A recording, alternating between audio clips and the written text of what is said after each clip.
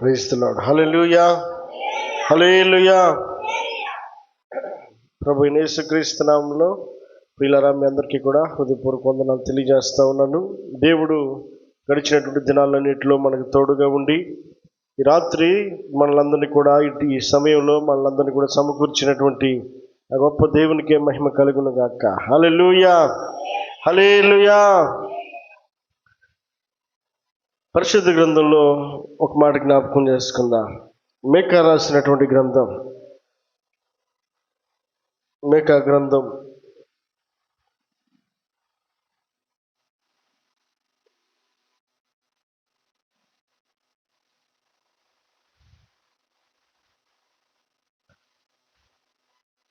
7వ అధ్యాయం.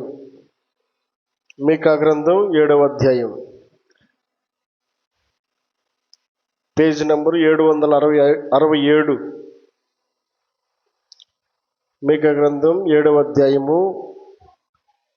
వేసవి కాలపు పండ్లను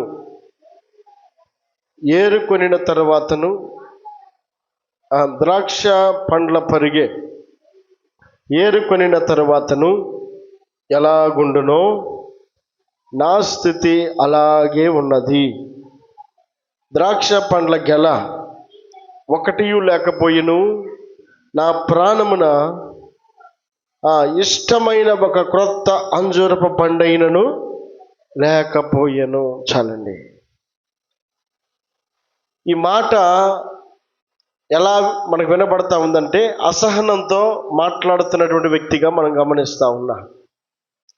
ప్రయత్నం చేశాడు కానీ ఫలితం లేదు, ఆశించాడు కానీ ఆశలన్నీ కూడా భంగమైపోయాయి, పని చేయాలని ప్రయత్నం చేశాడు కానీ పని మాత్రం ఏమాత్రం కూడా ముందుకి కొనసాగక మాట్లాడినటువంటి మాటగా మనం ఇక్కడ చూస్తూ ఉన్నాం.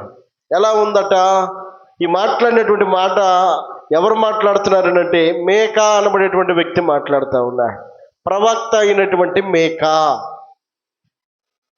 ఈ మేకా తన హృదయంలో తాను బాధపడిపోతూ ఉన్నాడు, తాను కుమిలిపోతూ ఉన్నాడు, తాను నిరుత్సాహానికి గురైపోయినాడు, తాను ఎంతో వేదనతోటి ఈ మాట మాట్లాడుతూ ఉన్నాడు.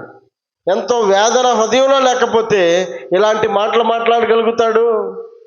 ఎలాంటి పరిస్థితుల్లో మేకా ఉన్నాడో ఈ మాటలు మనకు తెలియపరుస్తూ ఉన్నాయి. మేకా భక్తుడు అంటున్న మాట ఏమిటంటే, వేసవి కాలపు పండ్లను ఏరుకొనిన తరువాత, ద్రాక్ష పండ్ల పరిగె ఏరుకొనిన తరువాతను ఎలాగుండునో. అదండి, వేసవి కాలంలో మామిడి పళ్ళ కోసం మనం ఎదురు చూసామనుకో, దొరుకుతాయి. వేసవి కాలం దాటిపోయింది, ఆ తర్వాత మనం ఎంత ఎదురు చూసినా ఫలాలు కనపడతాయా? కనబడవు. పరిగ ఏరుకున్న తర్వాత ఒక్క ఫలమైనా కనబడుతుందా? ఫలాలు చెట్టుకి ఉన్నప్పుడే అవి మనకి అందుబాటులో ఉంటాయి. ఈ మేకా యొక్క స్థితి ఎలాగుందనంటే, పండ్ల కాలం అయిపోయిన తర్వాత పండ్ల కోసం ఎదురు చూసినట్లుగా ఉందట. ఏమాత్రం కూడా తాను ఆశిస్తా ఉన్నాడు కానీ ఒక్క ఫలం కూడా కనబడడం లేదు. అంటే నిరుత్సాహానికి గురైనటువంటి మేకాను మనం ఇక్కడ చూస్తూ ఉన్నాం. ఎంతో బాధపడిపోతూ ఉన్నాడు, ఎంతో కృంగిపోతూ ఉన్నాడు, ఎంతో వేదనతో ఈ మాట మాట్లాడుతూ ఉన్నాడు. మన జీవితాల్లో కూడా చాలాసార్లు మనం అనుకున్నవేవి కూడా ముందుకి జరగవు. ఆశిస్తాం కానీ అవి ఆశలు కూడా భంగమైపోయినటువంటి పరిస్థితులు, ఆశలు నిరర్థకమైనటువంటి పరిస్థితులు, ఏమాత్రం కూడా మనము సంతోషించడానికి ఏ ఒక్కటికి కూడా కనబడలేదే అన్నటువంటి ఆలోచనతో చాలాసార్లు మనం కూడా వెనకడుగు వేసినటువంటి పరిస్థితులు కనబడతా ఉన్నాయి. అయితే మేకా భక్తుడి యొక్క జీవితంలో కూడా కనబడుతుంది. వేసవి కాలంలో పండ్లు ఏరుకొనిన తరువాత తన స్థితి అలాగే ఉందట. ద్రాక్ష గెలలన్నీ కోసుకొని వెళ్ళిన తర్వాత ద్రాక్ష గెలల కోసం ఎదురు చూసినట్లుగా ఉందట.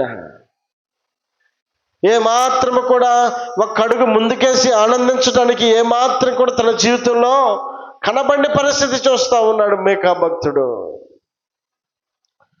కాబట్టి ఇలాంటి పరిస్థితులు మేకాకు మాత్రమే కాదు, మన జీవితాల్లో కూడా ఎదురవుతూ ఉంటాయి. చాలాసార్లు నిరుత్సాహానికి గురైపోతూ ఉంటాం, చాలాసార్లు కృంగిపోతూ ఉంటాం. అయ్యో ఈ పని కాలేదే, మనం చేసిన ఆలోచన ఏమాత్రం కూడా ముందుకు కదలడం లేదే, మనం ప్రయత్నం చేస్తూ ఉన్నాం. వేసవి కాలంలో పండ్లు ఏరుకునే తర్వాత ఏ విధంగా అయితే ఎదురు చూస్తున్నటువంటి మేకాను మనం చూస్తున్నామో, మనం కూడా ఇదిగో ఆ పని కోసం మనం ఎదురు చూస్తూ ఉన్నప్పుడు, ఆ పని కాక లేదా మనం ఆశించినది కానప్పుడు, మన ఆలోచనలు ఏమాత్రం ముందుకు జరగనప్పుడు మనము కూడా కొన్నిసార్లు నిరుత్సాహానికి గురైపోతూ ఉంటాం. జీవితంలో సాఫీగా జరుగుతూ ఉన్నటువంటి దినాలను మనం చూస్తూ అలాగే ఉంటే బాగుండు కదా అని మనం అనుకోవచ్చు. కానీ కొన్నిసార్లు పరిస్థితులు మారిపోతాయి. ఎందుకు మేక ఆ విధంగా మాట్లాడుతూ ఉన్నాడు అని అంటే, భక్తుడైనటువంటి మేక దేవుని యొక్క ప్రేరేపణ చేత, దేవుని యొక్క ఆలోచన చేత, దేవుని యొక్క మాట తీసుకొని ప్రవక్తగా ఈ మేక ఇశ్రాయేలు దేశానికి పంపబడ్డాడు. అక్కడ ఉన్నటువంటి ఆ దేశంలో ఉన్నటువంటి పరిస్థితులను మనం ఒకసారి ఆలోచన చేసినప్పుడు, అక్కడ ఒక మాట అంటాడు, కింద ఒక మాట జ్ఞాపకం చేసుకుందాం. 2వ వచనంలో, భక్తుడు దేశములో లేకపోయెను, జనులు యథార్థపరుడును ఒకడును లేడు, అందరును ప్రాణహాని చేయుటకై పొంచియుండు వారే, ప్రతి మనుష్యుడును కిరాతకుడై తన సహోదరుని కొరకు వలను ఒగ్గును, 2 చేతులతోనూ కీడు చేయ పూనుకొందురు, అధిపతులు బహుమానము కోరుదురు, న్యాయాధిపతులు లంచము పుచ్చుకొందురు, గొప్పవారు మోసపు కోరికను తెలియజేయుదురు, అలాగున వారు ఏకపట్టుగా నుండి దానిని ముగింతురు. చాలండి. దేవుడు పంపించినటువంటి స్థలం, భక్తుడైన మేక దేవుని మాటలు ప్రకటించడానికి ఎంతో ప్రయత్నం చేస్తూ ఉన్నాడు, ఎంతో ప్రాధేయపడతా ఉన్నాడు, ఎంతో శ్రమ పడతా ఉన్నాడు. ఎలాగైనా సరే దేవుని మాటలను అనేకులకు ప్రకటించాలని ప్రయత్నం చేస్తున్నాడు. రోజులు గడుస్తూ ఉన్నాయి, దినాలు గడుస్తూ ఉన్నాయి. ఇదిగో దేవుని మాట తీసుకొని మేక ప్రకటన చేస్తూ ఉన్నప్పుడు ఆ మనుషుల యొక్క స్థితిగతులు ఎలాగున్నాయనంటే, ఇక్కడ రాయబడినటువంటి మాటల ప్రకారముగా మోసపుచ్చేవారు ఉన్నారట. అలాగే ఎలాంటి మనుషులు ఉన్నారు ఇక్కడ? భక్తుడు దేశములో లేకపోయెను. భక్తులు అనేవారే లేరట, భయభక్తులు కలిగిన వారు లేరు. అయ్యో దేవుని వాక్యము అన్న భయాన్ని కలిగినటువంటి వారు లేరు, దేవుని మందిరము అన్న భయాన్ని కలిగినటువంటి వారు లేరు, దేవుని మాటకు లోబడదామన్నటువంటి మనుషులు కనబడడం లేదు, దేవుని వాక్యానికి చోటిద్దామన్న మనుషులు కనబడడం లేదు. మేకా ప్రయత్నం చేస్తూ ఉన్నాడు. ఎందుకనంటే దేవుడు మేకాకి ఇచ్చినటువంటి దర్శనాన్ని బట్టి మేక ప్రయత్నిస్తూ ఉండగా ఆ దేశములో ఒక్క భక్తుడు కూడా కనబడలేదట. ఎలాగుంటుంది? ఆశపడ్డాడు కదా, ఎలాగైనా సరే కొందరైనా భక్తులను తయారు చేయాలని ఆశపడ్డాడు కదా, ఎలాగైనా సరే దేవుని వైపు తిప్పాలని ఆశపడుతూ ఉన్నాడు కదా, ఎలాగైనా సరే దేవుని మాటకు లోబడేటట్లుగా చేయాలని ప్రయత్నం చేస్తూ ఉన్నాడు కదా. ఈ ప్రయత్నం అంతటిని కూడా ఆ దేశంలో ఉన్నటువంటి వ్యక్తులు ఎవ్వరు కూడా నమ్మి ముందుకు రావడానికి ఇష్టపడలేదు. వారు ఎలాగున్నారట? వారు భయభక్తులు లేని వారుగా కనబడతా ఉన్నారు. ఎలాగుంటుంది? మేకాకు ఎలాగుంటుంది? ఆశపడ్డాడు కదా. రెండవది, ఎలాంటి మనుషులు అక్కడ ఉన్నారు? భక్తుడు జనులలో యథార్థపరుడు ఒకడునూ లేడట, అందరినూ ప్రాణహాని చేయుటకై. అదండి, యథార్థవంతులు ఒక్కరు కూడా లేరు, యథార్థంగా జీవిద్దామన్న ఆలోచన కూడా, యథార్థంగా జీవించడానికి మేకా చేస్తున్న ప్రయత్నాన్ని కూడా ఎవ్వరు కూడా వినేటువంటి పరిస్థితుల్లో కనబడడం లేదు. అయ్యా ఇది మంచిది కాదు, నా ఇష్టం అని చెప్పనేటువంటి ఆలోచనతో ముందు కొనసాగుతూ ఉన్నారు. మేకా చెప్పిన మాటకు ఏమాత్రం కూడా, సేవకుడు చెప్పిన మాటకు ఏమాత్రం కూడా స్పందిద్దామన్న ఆలోచన లేనివంటి వారు ఆ దేశంలో కనబడతా ఉన్నారట. యథార్థవంతుడు, నమ్మిక కలిగినటువంటి వ్యక్తి, నమ్మకమైనటువంటి వ్యక్తులు ఎవరు కూడా కనబడడం లేదు. ఇంకేం చేస్తున్నా తెలుసా? అందరూ ప్రాణహాని చేయుటకై పొంచి ఉండు వారే. అందరూ, ఒక్కరు కాదట, అందరూ ప్రాణహాని చేయుటకే. అంటే నేనేమో నిన్ను నాశనం చేయాలని, నువ్వేమో నన్ను నాశనం చేయాలని, మనమేమో పక్కన వాళ్ళు నాశనం చేయాలని, ఏదో ఒక కోణంలో అక్కడున్న దేశ పరిస్థితులు ఎలాగున్నాయట? ఎలాగున్నాయి? అందరూ ప్రాణహాని చేయుటకై ప్రయత్నం చేస్తూ ఉన్నారు. ఇంకా ప్రతి మనుష్యుడును కిరాతకుడై తన సహోదరుని కొరకు వలలొడ్డును. తన సహోదరుని కొరకట. సహోదరుడు అంటే ఎవరు? ఒకే కడుపున పుట్టినటువంటి అన్నదమ్ములే ఎలాగున్నారట? ఒకరి కొరకు ఒకరు వలలొడ్డుతూ ఉన్నారట. ఎలాగైనా సరే చేజిక్కించుకోవాలని. వలలు ఎవరు కొట్టుతావు? పక్షులు ఉన్నాయి అనుకోండి, వేటగాడు ఏం చేస్తాడు? వలలేసి వచ్చి తర్వాత ఏమైనా పడినాయో లేదో వాటికి కనబడకుండా ఆ వలలను వాటిలో బిగించి వచ్చేస్తాయి. ఇప్పుడు ఇక్కడ మనుషులు ఎట్లా ఉన్నారంట? సహోదరులే ఒకరికి ఒకరు వలలొడ్డుకునేటువంటి పరిస్థితి, ఒకరినొకరు నాశనం చేసుకునే పరిస్థితి, ఒకరినొకరు పాడు చేసుకునే పరిస్థితి ఆ దేశంలో కనబడతా ఉందట. ఎవరో మోసం చేయటం కాదు, మన వాళ్ళే మనల్ని మోసగించాలని, వలలొడ్డి ఎలాగైనా సరే మనల్ని చేజిక్కించుకోవాలని, ఎలాగైనా సరే మనము బంధింపబడాలని ప్రయత్నం చేసేటువంటి మనుషులు ఇదిగో మేకా కాలంలో మేకా గమనిస్తూ ఉన్నా. ఇంకా రెండు చేతులతోనూ కీడు చేయ పూనుకొందురు. ఎలాంటి మనుషులు కనపడుతున్నారు? రెండు చేతులతో, ఒక చేత్తో కూడా కాదట, రెండు చేతులతో కీడు చేయడానికి పూనుకుంటా ఉన్నా. కీడు చేసే మనుషులు కనపడుతున్నారు, మోసం చేసే మనుషులు కనపడుతున్నారు, అలాగే వలలొడ్డే మనుషులు కనపడుతున్నారు. ఇలాంటి మనుషులు మేకా తన కళ్ళ ముందు కనబడుతూ ఉన్నారు. ఇప్పుడు మేకా పరిస్థితి ఏంటి? దేవా నువ్వు చెప్పేవయ్యా, నేను ప్రకటించడానికి వచ్చాను. మనుషుల యొక్క మార్పు ఏమాత్రం కూడా కనబడడం లేదు. ఏం చేయాలి నేను? ఒకసారి చూడబోతే నా ప్రయత్నం లేదని పొరపాటు ఉందా అని ఆలోచన చేస్తూ ఉన్నప్పుడు ఇక్కడ రాయబడినటువంటి మాటలో మొట్టమొదటి మాట ఏమంటాడు? వేసవి కాలపు పండ్లను ఏరుకొనిన తర్వాత, ద్రాక్ష పండ్ల పరిగ ఏరుకొనిన తర్వాత ఎలాగుండునో నా స్థితి కూడా అలా. ఇలాంటి పరిస్థితులు కనబడతా ఉన్నాయి.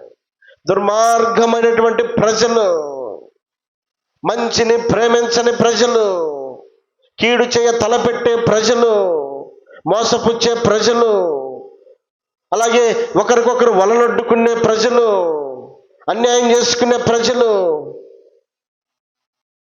ఒకరినొకరికి కీడు తలపెట్టుకునే ప్రజల మధ్యలో మేక గమనించినటువంటి పరిస్థితులన్నిటిని చూసి అంటాడు, అయ్యా ఇంత చేశాను, కానీ నా పరిస్థితి ఎలాగుందనంటే వేసవి కాలంలో పండ్లు ఏరుకునే తర్వాత పండ్లు ఏమైనా కనబడతాయా? ద్రాక్ష గెలలు కోసుకుని వెళ్ళిపోయిన తర్వాత ఆ చెట్ల వైపు ఎంతసేపు చూసినేం ప్రయోజనం? అవి ఏమైనా కనబడతాయా? ఇదిగో వారి మధ్యలో సంచరిస్తున్నటువంటి పరిస్థితులను మనం గమనిస్తే దుష్టుడికి వారు అవకాశం ఇచ్చినటువంటి వారిగా కనబడతా ఉన్నారు. కాబట్టి వారు దుష్టునికి అవకాశం ఇచ్చి వారు ఇష్టానుసారంగా జీవిస్తున్నటువంటి వారి మధ్యలో దేవుడు గమనిస్తూ ఉంటే ఏ ఒక్కడ కూడా భక్తిపరుడు కనబడలేదట.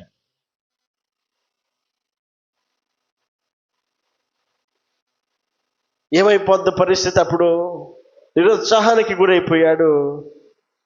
ఇక ఏం చేద్దామని అనుకుని వదిలిపెట్టి ఇక తన మానాన తను వెళ్ళిపోవడానికి మేక మాత్రం ఇష్టపడలేదండి.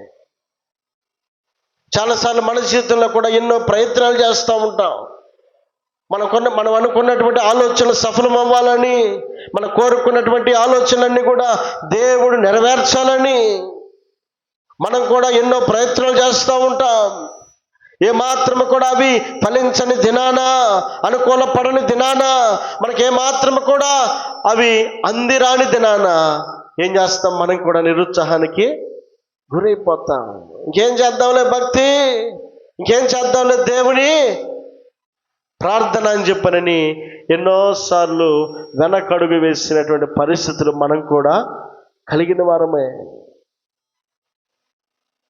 కానీ భక్తుడైనటువంటి మేకాను మనం ఈ రాత్రి జ్ఞాపకం చేసుకోవడానికి గల కారణం ఏంటంటే, ఇలాంటి ప్రతికూలతలో కూడా ఏ ఒక్క భక్తుడు కనబడకపోయినప్పటికీ, ఏ ఒక్కడ కూడా మాట వినకపోయినప్పటికీ, ఏ ఒక్కడ కూడా దేవుని మాటకు లోబడకపోయినప్పటికీ, భక్తి పరులు లేని పరిస్థితులు తన కళ్ళ ముందు కనబడుతూ ఉన్నప్పటికీ, పరిగెరుకున్న తర్వాత ఏ ఫలం కనబడకపోతే ఎంత నిరుత్సాహానికి గురై ఉన్నాడో, అలాంటి నిరుత్సాహంలో కూడా మేకా చేసినటువంటి మొట్టమొదటి పని ఏంటి అని అంటే 7వ వచనంలో మొదటి లైన్, అయినను యెహోవా కొరకు నేను ఎదురు చూచెదను. దేవుని స్తోత్రం చెల్లిద్దాం.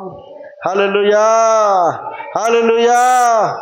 కాబట్టి మేకా తన మాటను జ్ఞాపకం చేస్తా ఉన్నాడు. అయినను నేను యెహోవా కొరకు ఎదురు చూస్తాను. చాలండి. అయినను నేను యెహోవా కొరకు ఎదురు చూస్తాను. దుర్మార్గులున్నా, మాట వినని వారున్నా, ఇదిగో భక్తి పనులు లేకపోయినప్పటికీ, నా మాటను వారు తిరస్కరించినప్పటికీ, కీడు చేసే మనుషులు కళ్ళ ముందు కనబడుతున్నప్పటికీ, ఇదిగో నేను మాత్రం నిరుత్సాహపడకుండా, వేసవి కాలంలో ఎండినట్లుగా ఉన్న పరిస్థితులు నా కళ్ళ ముందు ఉన్నప్పటికీ, ఆశించినది నా కళ్ళ ముందు కనబడకపోయినప్పటికీ, ఇదిగో నేను మాత్రం అయినను యెహోవా కొరకు ఎదురు చూచెదను. దేవునికి మహిమ కలుగునుగాక. హల్లెలూయా. దేవుణ్ణి ఎరిగిన వారు ముందు గమనించాల్సినటువంటి సత్యం, మనము ఆశించినది జరగనప్పుడు, అనుకున్నది కానప్పుడు ఏమాత్రం కూడా మనం వెనకడుగు వేసే వారంగా ఉండకూడదు. భక్తి పరులకు ఉండాల్సినటువంటి తెగింపు ఏంటి అంటే, పరిస్థితుల ప్రతికూలతలో కూడా ఒక అడుగు ముందుకు వేయాలి తప్పితే వెనకడుగు వేయకూడదు. ఒక్కడుగు ముందుకే వేయాలి. ఎలా జరగాల్సి ఉంటే అలా జరిగిద్ది, ఎలాగ ఉండాల్సి ఉంటే అలాగే దేవుడు చూసుకుంటాడు. కానీ వాక్యం ఎవరు సెలవిస్తూ ఉంది? అయినను పరిస్థితి ఎలాగున్నప్పటికీ, నిరుత్సాహం తన కళ్ళ ముందు కనబడుతున్నప్పటికీ, ఇదిగో తనకున్నటువంటి ఒకే ఒక్క ధైర్యం ఏంటి అని అంటే, ఇదిగో నేను యెహోవా కొరకు ఎదురు చూస్తాను అని అంటా ఉన్నా. దేవుని కొరకు ఎదురు చూసేవారు ఎలా ఉంటారు? యెషయా గ్రంథం చదువుదాం. యెషయా గ్రంథం 40వ అధ్యాయం 31వ వచనం, యెహోవా కొరకు ఎదురు చూచువారు నూతన బలము పొందుదురు. వారు పక్షిరాజు వలె రెక్కలు చాపి పైకి ఎగురుదురు, అలయక పరిగెత్తుదురు, సొమ్మసిల్లక నడిచిపోవుదురు. చాలండి. దేవుని వాక్యం సెలవిస్తూ ఉంది, యెహోవా కొరకు ఎదురు చూచువారు నూతన బలము పొందుదురు. నూతన బలాన్ని మనం పొందగలుగుతాం. ఎలాంటి పరిస్థితుల్లోనైనా సరే మనం దేవుని కొరకు మనం ఎదురు చూడగలిగినప్పుడు, దేవుని సహాయం కొరకు మనం ఎదురు చూడగలిగినప్పుడు, ప్రతికూల పరిస్థితులు మన కళ్ళ ముందు కనబడుతున్నప్పుడు, మనం నిరుత్సాహపరిచేటువంటి పరిస్థితులు మన కళ్ళ ముందు కనబడుతూ ఉన్నప్పుడు మనం ఒక అడుగు ముందుకు వేసి యెహోవా కొరకు ఎదురు చూడగలిగితే ఆయన ఏం చేస్తాడు? ఆయన సమస్యలను వారికి బలాన్ని ఇచ్చేవాడు ఆయనే. శక్తిహీనులకు బలాభివృద్ధి కలుగు చేయవాడు ఆయనే. బాలురు సమస్యలు ఎదురు అలయక పరిగెత్తుదురు. యెహోవా కొరకు ఎదురు చూచేవారు నూతన బలము పొందుదురు. యెహోవా కొరకు మనం ఎదురు చూస్తే నిరుత్సాహం అంతా ఎగిరిపోతుంది. నూతన బలంతో మరలా తిరిగి మనం ముందడుగు వేయగలుగుతాం. దేవునికి మహిమ కలుగును గాక. హల్లెలూయా. నిరుత్సాహ పరిస్థితులు మన కళ్ళ ముందు కనబడతా ఉన్నప్పుడు మనము యెహోవా కొరకు ఎదురు చూచేవారమయ్యండి. భక్తుడైనటువంటి యోబు తన జీవితంలో మనందరికీ తెలియనటువంటి సత్యమేమీ లేదు, కానీ మనందరికీ తెలిసిన సత్యమే. సమస్తమును కోల్పోయాడు. ఇదిగో పేరు ఒకప్పుడు ఉంది, ఇప్పుడు లేదు. బిడ్డలు ఒకప్పుడు ఉన్నారు, ఇప్పుడు లేరు. ఆస్తి ఒకప్పుడు ఉంది, ఇప్పుడు లేదు. ఒకప్పుడు ప్రేమగా పలకరించిన భార్య ఇప్పుడు ద్వేషిస్తా మాట్లాడుతూ ఉంది. ఇదిగో ఒకప్పుడు సహకరించినటువంటి ఆరోగ్యం ఇప్పుడు సహకరించడం లేదు. అన్ని కోల్పోయాడు. సమస్తమును కోల్పోయిన తర్వాత ఇప్పుడు అంటాడు, యెహోవా ఇచ్చెను, యెహోవా తీసుకొనెను. యెహోవా నామమునకే ఎవరి వైపు చూస్తున్నాడు? దేవుని వైపు చూస్తున్నాడు. యెహోవా కొరకు ఎదురు చూచేవారు నూతన బలము పొందుతారని వాక్యం సెలవిస్తూ ఉంది. ఆ నూతన బలాన్ని పొందుకోవడానికి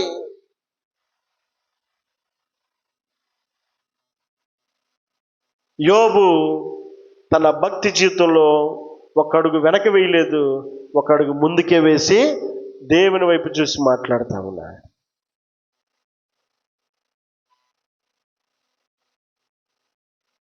యోసేపు అనబడేటువంటి వ్యక్తి తన జీవితంలో సమస్తము కోల్పోయిన వాడుగా కనబడతా ఉన్నాడు. ఒకప్పుడు తండ్రి ప్రేమను పొందిన యోసేపు ఇప్పుడు తండ్రి కళ్ళ ముందు కనబడని పరిస్థితులు వచ్చాయి. ఒకప్పుడు అన్నదమ్ములతో కలిసి జీవించినటువంటి పరిస్థితులు ఒకప్పుడు ఉన్నాయి. ఇప్పుడు అన్నదమ్ములే ద్వేషించి తనను కొట్టి గుంటలో పడేసి తన చావును కోరుకున్నటువంటి మనస్తత్వం కలిగినటువంటి వారు కనబడుతూ ఉన్నారు. ఇవి తండ్రి ప్రేమకు దూరం అయ్యాడు. ఇవి తోబుట్టువుల యొక్క ప్రేమకు కూడా దూరం అయిపోయాడు. పూర్తిగా తన స్వదేశానికే దూరం అయిపోయాడు, స్వస్థలానికే దూరం అయిపోయాడు. ఎక్కడో ఉన్నటువంటి యోసేపు దేవుడు అభివృద్ధి చేసి ఆశీర్వదించినట్లుగా మనం చూడగలుగుతా ఉన్నాం. కారణం ఏంటి అంటే యోసేపు యెహోవా కొరకు ఎదురు చూచెను. యెహోవా కొరకు ఎలాంటి పరిస్థితులు ఎదురు చూశాడు? ప్రతికూల పరిస్థితుల్లో యోసేపు ఎదురు చూశాడు. ఏమాత్రం కూడా ఆశలు ఫలించవు అన్న పరిస్థితుల్లో యోసేపు దేవుని వైపు చూశాడు. యోసేపును బట్టి పోతీఫర్ యొక్క ఇంటిని తన ఇంటిలోనేమి పొలములోనేమి తన ప్రదేశమంతటిని కూడా దేవుడు బహుగా ఆశీర్వదించినట్లుగా మనం చూస్తూ ఉన్నాం. తన జీవితంలో సంతోషము కోల్పోయిన దినాలను యోసేపు జీవితంలో ఉన్నప్పటికీ యోసేపు యెహోవా కొరకు ఎదురు చూడగలిగాడు కనుక పరిస్థితుల ప్రతికూలతలో యోసేపు లేడని కాదు, యోసేపుకు కూడా ప్రతికూల పరిస్థితులు ఉన్నాయి. ఉన్నప్పటికీ ఇదిగో యెహోవా కొరకు యోసేపు చూడగలిగాడు. దేవుని విడిచిపెట్టలేదు. అన్నదమ్ములు విడిచిపెట్టారు. ఇదిగో తండ్రి దూరం అయిపోయాడు, స్వస్థలం దూరం అయిపోయింది, నా అనుకున్న వారందరూ కూడా దూరం అయిపోయారు. ఇదిగో దేవునికి మాత్రం యోసేపు దగ్గరగా ఉన్నాడు. ప్రతికూలతలో కూడా యోసేపు దేవునికి దగ్గరగా ఉన్నాడు కనుక యోసేపు ఇప్పుడు ఒకప్పుడు గుంటలో ఉన్న వ్యక్తి ఇప్పుడు సింహాసనం మీద కూర్చున్నాడట. దేవునికి మహిమ కలుగును గాక. హల్లెలూయా. గుంట అని అంటే ఎక్కడ ఉంటుంది? కింద ఉంటుంది. సింహాసనం అంటే ఎక్కడ ఉంటుంది? పైన ఉంటుంది. ఉన్నది లేనట్లుగా లేనిది ఉన్నట్లుగా చేయగలిగిన వాడు ఎవరు? దేవుడు. దేవుడిని నమ్ముకుంటే మనం ఎన్నడూ కూడా మోసపోవండి. మనుషులు నమ్ముకుంటే మోసపోతామేమో కానీ, మనుషుల మాటలు నమ్ముకుంటే మోసపోతామేమో కానీ, యెహోవాను నమ్ముకున్నటువంటి ఇదిగో దేవుని నమ్ముకున్నటువంటి ప్రజలను ఆయన ఎన్నడూ కూడా సిగ్గుపరిచేవాడు కాదు. వారు ఆయన తట్టు చూడగా వారికి వెలుగు కలిగెను, వారి ముఖములు ఎన్నడూ లజ్జింపకపోయాను. సిగ్గుపరిచే దేవుడైతే కానే కాదు. ఆయన మనల్ని నిలబెట్టి ఆయన తన మహిమతో మనల్ని నింపడానికి ఇష్టపడే దేవుడు ఆయన. పరిస్థితులు ఎలాంటివి మన కళ్ళ ముందు కనబడినప్పటికీ మనము యెహోవా కొరకు ఎదురు చూసేటువంటి వారమై ఉండాలి. భక్తుడైనటువంటి మేకా అంటాడు, అయినను ఎలాంటి పరిస్థితులు తన ముందు కనబడుతున్నప్పటికీ అయినను నేను యెహోవా కొరకు మాత్రమే ఎదురు చూస్తాను. రెండవది ఏమంటాడు? రక్షణకర్తయగు నా దేవుని కొరకు నేను కనిపెట్టి ఉందును. రక్షణకర్తయగు నా దేవుని కొరకు నేను కనిపెట్టి ఉందును. చాలండి. రెండవది ఏం చేస్తాడట? ఒకటి దేవుని కొరకు ఎదురు చూస్తాడు, రెండవది దేవుని సహాయం కొరకు కనిపెట్టి ఉంటాడట. కనిపెట్టి ఉంటాడు దేవుని సహాయం కొరకు. ఇక ఏమాత్రము కూడా ఇక జరగదులే అన్న పరిస్థితులు కళ్ళ ముందు కనబడినా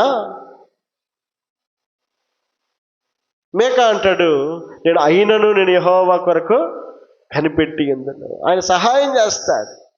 అబ్రహాం అంటాడు, ఇదిగో తన దగ్గరకు వచ్చి భుజించి, అలాగే వారు సొదొమ గొమొర్రాను నాశనం చేయడానికి వెళ్ళినటువంటి ఆ దేవుని బిడలు తన యొక్క దగ్గర ఉన్నప్పుడు, దేవుడే అబ్రహాముతో నిలబడి ఉన్నప్పుడు అబ్రహాం మాట్లాడుతాడు, అయ్యా 50 మంది నీతిమంతులుంటే ఆ సొదొమ గొమొర్రాను నాశనం చేయకుండా ఉంటావా? 30 మంది ఉంటే, 20 మంది ఉంటే, 10 మంది ఉంటే నువ్వు నాశనం చేయకుండా ఉంటావా అని అనే మాట వరకే మాట్లాడి అబ్రహాం అక్కడి నుంచి వెళ్ళిపోయాడు. అంటే అబ్రహాము యొక్క మాటను ఆలోచన చేసినటువంటి దేవుడు ఏం చేశాడు? అబ్రహాం మనసులో ఎవరి గురించి అబ్రహాము ఆ మాటలు మాట్లాడుతున్నాడో ఆ కుటుంబాన్ని దేవుడు ఆ సొదొమ గొమొర్రాలో నుంచి బయటికి రావడానికి సహాయం చేసిన వాడై ఉన్నాడు. దేవునికి స్తోత్రం చెల్లిద్దాం. హల్లెలూయా. ఆ రాత్రంతా కనిపెట్టాడట అబ్రహాము కనిపెట్టినటువంటి ఆ ప్రార్థనను దేవుడు నిరర్ధకం చేయలేదు. ఏం చేశాడు? జ్ఞాపకం చేసుకుని సొదొమ గొమొర్రాలో ఉన్నటువంటి ఆ లోతు కుటుంబాన్ని కాపాడడానికి దేవుడు ఇష్టపడ్డాడు. దేవునికి మహిమ కలుగును గాక. హల్లెలూయా. ఇకేమీ లేదు, ఇక అయిపోతుంది అనుకునేటువంటి పరిస్థితులకు కూడా మనం కనిపెట్టి ఉంటే సహాయం చేయడానికి దేవుడు ఇష్టపడేవాడు. మూడవది ఏమంటాడు అక్కడే? నా దేవుడు నా ప్రార్థన ఆలకించును. చాలండి. ఇక్కడ 3 విషయాలు మనం జ్ఞాపకం చేసుకుంటా ఉన్నాం. ఒకటి ఎదురు చూస్తూ ఉన్నాడు, రెండవది కనిపెట్టే స్వభావం కలిగి ఉన్నాడు, మూడవది ప్రార్థించే స్వభావం కలిగి ఉన్నాడు. ఎలాంటి పరిస్థితుల్లో ఎదురు చూస్తూ ఉన్నాడు, ఎలాంటి పరిస్థితుల్లో కనిపెట్టి ఉన్నాడు, ఎలాంటి పరిస్థితుల్లో ప్రార్థన చేస్తూ ఉన్నాడు. దేవుడు తన వాక్యంలో మాట్లాడుతున్న మాట ఏమిటంటే, విననేరకున్నట్లు తన చెవులు మందము కాలేదు, తనకు నిజముగా మొర్రపెట్టే వారికి ఆయన జవాబిచ్చేవాడై ఉన్నాడు. నాకు మొర్రపెట్టుమని నేను నీకు ఉత్తరం ఇస్తానన్నాడు. ఆయన మనం ప్రార్థన చేస్తే ఆయన మన మొర్రను ఆలకించడానికి ఇష్టపడతా ఉన్నాడు. ఇశ్రాయేలు ప్రజలు 430 సంవత్సరాలు ఐగుప్తులో బానిసత్వపు బ్రతుకుల్లో ఉన్నప్పుడు ఏం చేశాడు? వారందరూ కూడా ఫరో వైపు చూశారు. ఇకనైనా ఫరో కనికరిస్తాడేమో సంవత్సరాల తరబడి చూస్తూ ఉన్నారు. తరాలు గడిచిపోతూ ఉన్నాయి. తరాల్లో ఉన్నటువంటి మనుషులందరూ కూడా కాలం చెల్లుతూ ఉన్నారు. కానీ ఫరోలో మాత్రం మార్పు కనబడ్డం లేదు. ఎకనైనా సహాయం దొరుకుతుందేమోనని ఎదురు చూశారు. ఏమాత్రం కూడా సహాయం దొరకలేదు. ఇక దిక్కు లేనప్పుడు ఏం చేస్తారు? దేవుడే దిక్కు. అప్పుడు వారు చేసిన పని దేవునికి ప్రార్థించడం మొదలుపెట్టారు, దేవుని వైపు చూడడం మొదలుపెట్టారు, దేవుని కొరకు కనిపెట్టడం మొదలుపెట్టారు. ఇప్పుడు దేవుడు మాట్లాడుతున్న మాట ఏమిటంటే, ఇదిగో వారి యొక్క ప్రార్థనలు నాకు వినబడి ఉన్నది. దేవునికి స్తోత్రం చెల్లిద్దాం. హల్లెలూయా. కాబట్టి మనం ప్రార్థిస్తే మన మొరను ఆలకించే దేవుడై ఉన్నాడు. మనం ప్రార్థిస్తే మన మొరను ఆలకించే దేవుడై ఉన్నాడు. ఇశ్రాయేలు ప్రజలు ఏడ్చి ప్రార్థన చేశారట. సార్ ఆయన అంటాడు, వారి ఏడ్పులు నాకు వినబడతా ఉన్నాయి, వారి ప్రార్థనలు నాకు వినబడతా ఉన్నాయి, కాబట్టి నేను దిగి వెళ్ళి నేను వారికి సహాయము చేయాలి అని అంటా ఉన్నాయి. కాబట్టి ప్రార్థిస్తే సహాయము చేసేవాడు దేవుడై ఉన్నాడు. ఎలాంటి ప్రార్థన? వారు ఏడ్చి ప్రార్థన చేశారు. హన్నా ఏమో నోట్లో నుంచి చిన్న మాట కూడా బయటికి వినపడలేదట. ఏం చేసిందో ఏమో. ప్రవక్త అలాగే దైవజనుడు అంటున్నాడు, నువ్వు మాట్లాడినటువంటి మాటలు దేవుడు స్థిరపరచును గాక అని అన్నాడు. ఆమె హృదయంలో వేదనంతా ఏంటి? తనకు ఒక చిన్న కుమారుడు కావాలట. కుమారుడు కావాలని ఆశపడి పుట్టక మునిపే పుట్టినట్లుగా దేవుడితో ప్రమాణం చేస్తూ ఉంది, దేవుడితో ఒప్పందం చేసుకుంటా ఉంది. పుట్టిన తర్వాత ఇదిగో ఈ బిడ్డను నేను నీకు ఇవ్వాలనుకుంటా ఉన్నా, చవరపు కత్తి కూడా రాకుండా నేను ఇవ్వాలనుకుంటా ఉన్నా. ఇవన్నీ కూడా దేవుడితో ఒప్పందం చేసుకున్న తర్వాత సేవకుడు వచ్చి ఆ ప్రార్థనను దీవించిన తర్వాత ఆమె తర్వాత గర్భవతి అయి సమూయేలు అనబడేటువంటి కుమారుణ్ణి కనిందట. ఎలాంటి ప్రార్థనది? చిన్న ప్రార్థన, ఎవరికి వినపడడం లేదు, ఎవరికి తెలియదు. తన హృదయంలోనే కుమిలిపోతా ఉంది. మనం ఏడ్చి ప్రార్థన చేసినా మన హృదయంతో దేవునితో కనెక్ట్ అవ్వగలిగితే, అది చిన్న ప్రార్థన అయినా సరే ఎవరికి వినబడకపోయినా, ఇక నీ హృదయంలో ఉన్నటువంటి ఆలోచనలను ఎరిగి ఆ ప్రార్థనలు స్థిరపరచడానికి దేవుడు ఇష్టపడతాడు. దేవునికి స్తోత్రం చెల్లిద్దాం. హల్లెలూయా. కాబట్టి ఈ రాత్రి ఈ కొద్ది సందేశం దేవుడు నీకు వినిపిస్తా ఉన్నాడు. మేకా తన జీవితంలో ప్రతికూలతలు కనబడతా ఉన్నాయి కళ్ళ ముందు. ఒక్క పట్టాన మాట వినే పరిస్థితులు కనబడడం లేదు. ఏం చేయాలో అర్థం కావడం లేదు. ఎలా పోల్చాడో చూడండి. వేసవి కాలంలో పండ్లు ఏరుకున్న తర్వాత పరిస్థితి అట, మేకా స్థితి అలాగుందట.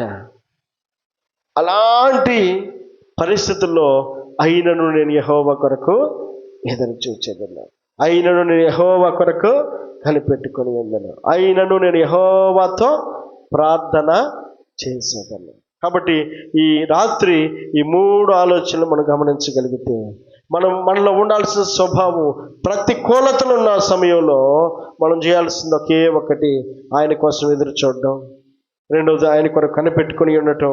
మూడవది ఆయనతో ప్రార్థన చేయడం. ఈ 3 మనం చేయగలిగినప్పుడు దేవుడు మన హృదయాలను ఆయన సఫలపరచడానికి ఇష్టపడేవాడు. ఆయన ఈ మాటలు దేవుడు దీవించి ఆశీర్వదించును గాక. తలలో ఉంచుదాం.